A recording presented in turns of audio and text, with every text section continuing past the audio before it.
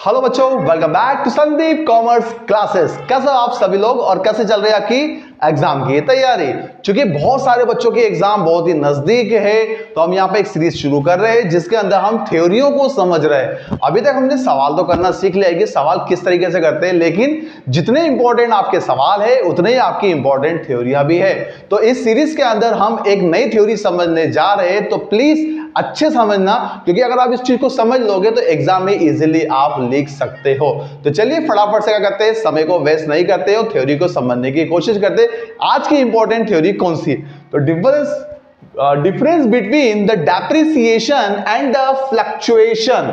Depreciation and fluctuation के अंदर क्या करना है बच्चों, आपको डिफरेंस बताना है। ठीक है, तो चलिए शुरू करते हैं। सबसे पहले डेप्रिसिएशन क्या होता है? जब आपकी फ्री असेट्स की वैल्यू में क्या होती है, कमी आती है, परमानेंटली आती है, उसको हम बोलते हैं depreciation. That is your fluctuation. Fluctuation मतलब कम ज्यादा होना। अगर किसी असेट्स की प्राइस में क्या हो रहा है, कभी कम हो रहा है, किसी ज्यादा हो रहा है, तो वो कहलाता है फ्लक्चुएशन कहलाता है। जैसे कि गोल्ड का भाव कभी कम होता है, कभी क्या होता है बेटा आपका ज्यादा होता है, तो ये आपका फ्लक्चुएशन कहलाएगा। लेकिन अगर आपने कोई असेट्स खरीदी है और परमानेंटली उसकी वैल्यू डाउन हो जाए तो वो कहलाता है आपका डेप्रिसिएशन। तो चलिए समझते हैं difference between the depreciation and fluctuation. सबसे पहले तो हम बात कर लेते हैं किसकी, मीनिंग की। तो डेप्रिसिएशन का मीनिंग क्या, ध्यान से सुनिएगा।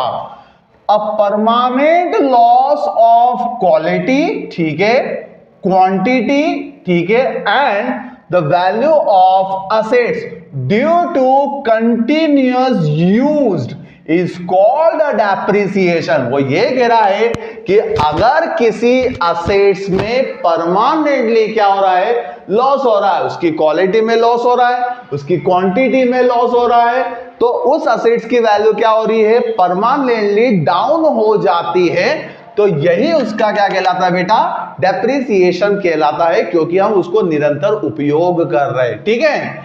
दूसरा है fluctuation, a change in the market value due to increase or decrease in the demand and supply for the assets is called a fluctuation। अगर मार्केट वैल्यू में क्या हो रही है, किसी असेट्स की वैल्यू उसकी डिमांड और सप्लाई के कारण क्या हो रही है, कम या ज्यादा हो रही है, तो बच्चों वो कहलाएगा आपका फ्लक्चुएशन। ठीक है। चलिए अगला आपका nature of decrease in the value. आपको बताना है कि अगर किसी असेट्स की वैल्यू डिक्रीज तो उसका नेचर क्या है। तो देखो, अगर डेप्रिसिएशन की बात करूं तो depreciation involve the permanent diminution of the value. Assets की वैल्यू परमानेंटली क्या हो जाती है, कम हो जाती है, उसके बाद उसकी वैल्यू कभी नहीं बढ़ती है। मान लेते हैं कि आपने एक बाइक खरीदी, अब वो बाइक आपने लास्ट ईयर खरीदी थी 1 लाख की, और आज उसकी वैल्यू 1 लाख नहीं, मान लो कि उसकी वैल्यू कितनी, 90,000 रुपए। इसका मतलब उसकी वैल्यू कम हो गई कितने रुपए से, 10,000 रुपीज से। और ये 10,000 रुपीज जो है ये परमानेंटली क्या है, डाउन है। That is your depreciation. Okay.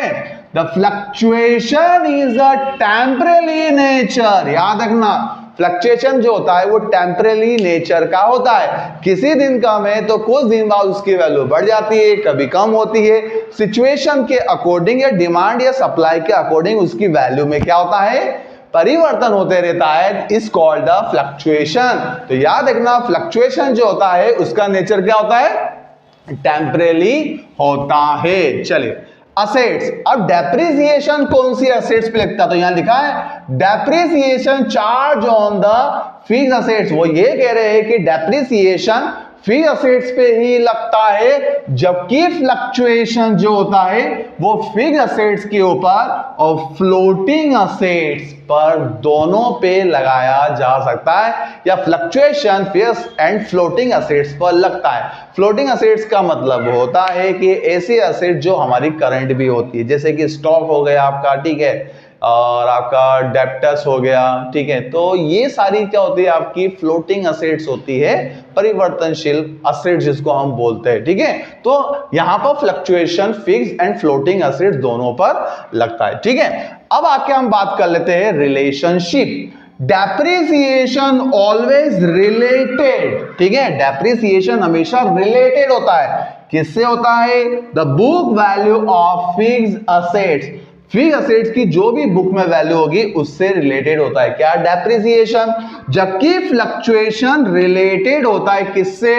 Market value से, कि भैया असेट्स की मार्केट में क्या वैल्यू है, तो मार्केट वैल्यू पर क्या होता है? फ्लक्चुएशन रिलेट करता है, ठीक है। चलिए, फोरकास्टिंग, फोरकास्टिंग मतलब भविष्यवाणी, ठीक है। तो डेप्रिसिएशन के अंदर हम क्या कर सकते हैं? भविष्यवाणी कर सकते हैं, ठीक है। तो लिखा है diminishing of the value of assets can be forecasted. हमें पता है कि हमने अगर एक नया मोबाइल आज लिया है तो अगले साल उसकी वैल्यू क्या हो जाएगी? कम। उसके अगले साल उसकी वैल्यू और कम हो जाएगी, उसके अगले साल उसकी वैल्यू क्या हो जाएगी? और कम। तो हर साल उसकी वैल्यू कम होगी, ये हमें पहले से पता है। जबकि फ्लक्चुएशन के अंदर the no forecast can be made the fluctuation. जैसे मान लो आपका शेयर है, ठीक है, किसी कंपनी का शेयर है, हमें नहीं पता कि उसका शेयर्स की वैल्यू आने वाले समय में क्या होगी, या तो उसकी वैल्यू बढ़ सकती है या उसकी वैल्यू क्या हो सकती है? कम हो सकती है। इन्वेस्टमेंट जिसको हम बोल सकते हैं, इन्वेस्टमेंट की वैल्यू या तो बढ़ेगी या तो क्या हो जाएगी? आपकी कम हो जाएगी। हम इसके बारे में बिल्कुल भी फोरकास्ट नहीं कर सकते। तो फ्लक्चुएशन को फोरकास्ट नहीं कर सकते, जबकि डेप्रिसिएशन को फोरकास्ट कर सकते हैं। इस तरीके से ये थ्योरी आएगी और डेफिनेटली बहुत इंपॉर्टेंट थ्योरी है।